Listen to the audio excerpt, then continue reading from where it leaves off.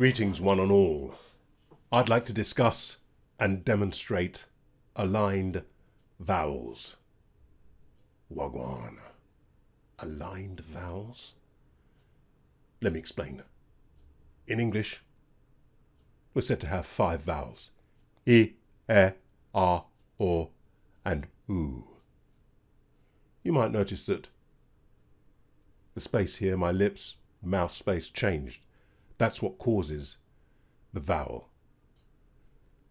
A cancellation, augmentation of frequencies, bouncing around to that shape makes a different, as you can hear here. Even using my hands there. So that's how the vowel is formed. Aligned vowels. Traditionally, the bel cantonians, beautiful singing from way back, appreciated aligned vowels, full, pure vowels. For instance, I could do an R like this. Ah, ah. Is it an R? Let me increase things a bit. Ah, a bit more. Ah, a bit more still. Ah, let me go between them.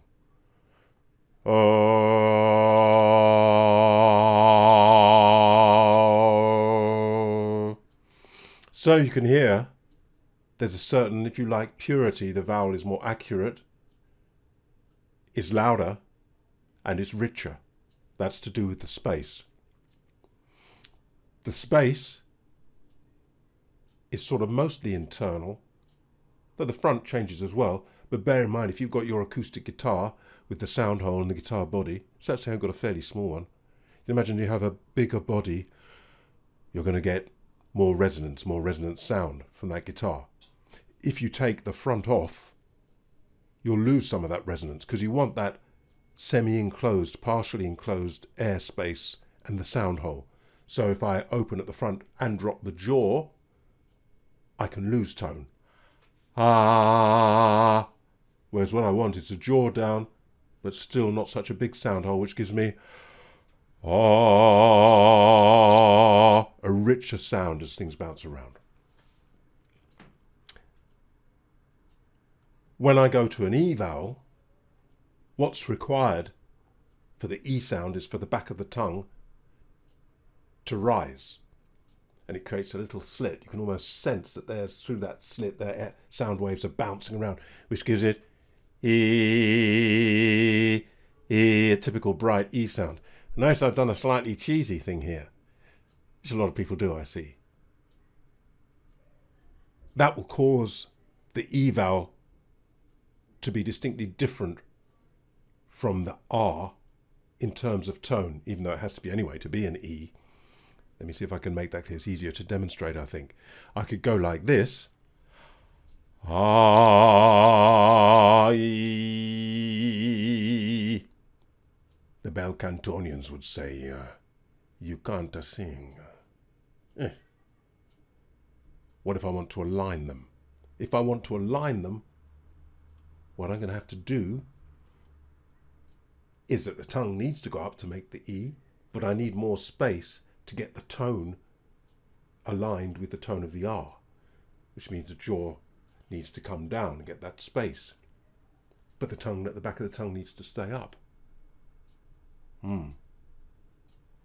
This is where a little bit of practice is needed, simply because the muscles probably aren't used to holding that position, and you just might need to work that in a bit if you want to do that type of singing, which probably most of the people listening here don't. But nonetheless, I think it's quite good to have an idea about that, if only to realise you don't need to practice certain things. I'm going to drop the jaw then from that E, and we'll see what happens. E. No longer an E.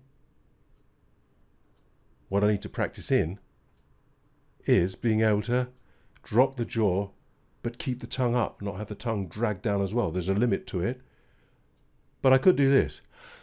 E. From the R to the E. I. You'll notice my jaw closes a bit, but not such that I lose the resonance, I hope. I. Compared to I, where it's completely gone. Well, what about ooh? A lot of people might do this. Ooh, ooh, sounds a bit French. Ooh. Nothing wrong with any of this, but from that traditional bel cantonian style, which was acoustic singing, no microphones, probably over instruments. So it was about having quite a rich, ringing, resonant, easy, open sound, which I rarely use myself, though I practice it. If I go then to the oo, we might have this. Ooh. Let's see if I get a bit more space. Ooh. Bit more space still. Ooh. Maximus. Ooh.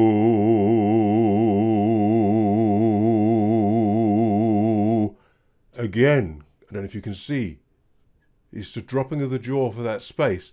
The issue then becomes, can I keep the lips forward when I do that? If you're not used to it, you'll find that the lips start to spread and you lose the oo. Ooh. I only have to move a little bit and I lose the oo. So this is the issue with these things. What about or? Same thing. Or.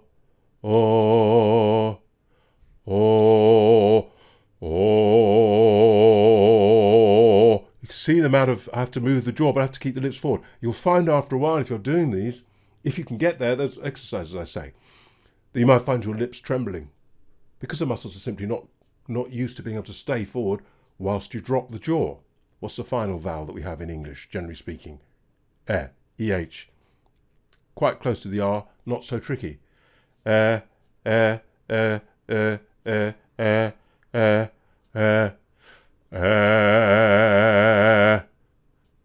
going to cycle through them. E, the back of the tongue is up, comes down a bit for flattens for R, comes forward, or, oo, kind of goes back up again. So they call that the cycle because they're next to each other. I hope I've got that the right way around. It feels like I have. So that would be E, R, O, oo. Again, E, R, O, oo. If I didn't align them, E, R, O, oo, it'd be all over the place. So it's giving me that consistent resonance and tone and moulding the vowels around it. What I think of it this way, I think if you've got the R and all the other vowels, you kind of mould around the R. R, O, oo, E. Right. What could you do then? What exercises? One of them is, they're on the sing thing, but they're all over the place. But my particular take on it, and it's simply going from E to air, E, and then R. And what it is a tongue exercise. So you're practicing keeping the jaw still and open, and then working the back of the tongue forwards and backwards, and then finally flat for an R to get that mobility and in your tongue. If it's a bit tight or if it doesn't want to move, it's not used to it really. So it's this. So it goes.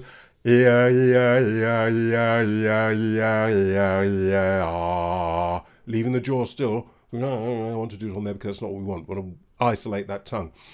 That's one of them. The other one is this, from oo to or, working the back here, working the space, keeping the lips forward. So making sure you're not going, making sure you're not going ooh, ah, ooh, ah, ooh, ah, ooh, ah, ooh, ah. So tongues, jaws, lips are opening. We want to keep them ooh, ah, ooh, ah, ooh, ah, ooh, ah, ooh, ah, ooh, Keeping them forward. Gone a bit low there. Sorry, just don't sing along with that for most of you. It'll be too low. That's an exercise. So you're looking there, if you understand what's going on, is trying to keep that space and to form the vowels around that space, and so you don't lose it and you don't lose the tone. If you're interested in this vowel work, there's a couple of exercises, extra ones you could do. Once you've started to get the space here, then one of them is to go through the vowels trying to use only the tongue. So you'll really notice what the tongue's doing, trying not to move the lips and the jaw. And because of that, you won't be able to get the vowels fully. But the idea is really that you notice what's going on with the tongue. So for instance, if I start with an oo and go through, ooh, ooh, get myself an oo I'm happy with, and then trying to leave this much alone but let the tongue do the work, I'm going to go ooh.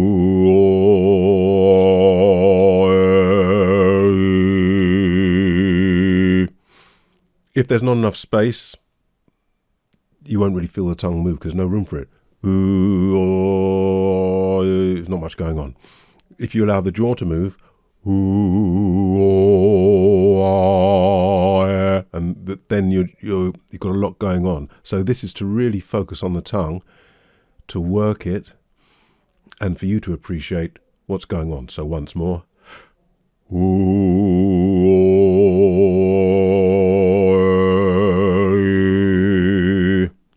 That's that one. This one, we now allow everything to move.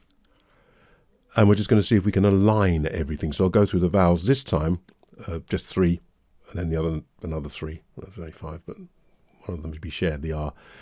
And see if I feel that they're aligned, they have a similar tone.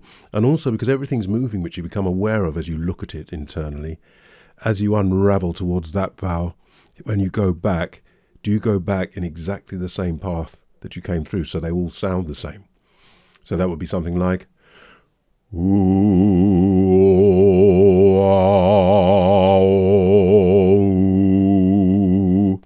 I might do another one at the end. Ooh, just to make sure that everything with a new start, I haven't changed things too much. Here's what happens if I don't come back in the same path because I haven't noticed maybe. I might get something like this. Ooh,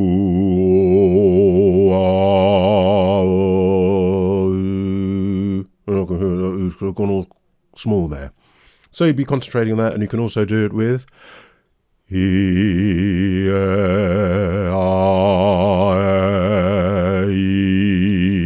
again, a bad example might be E,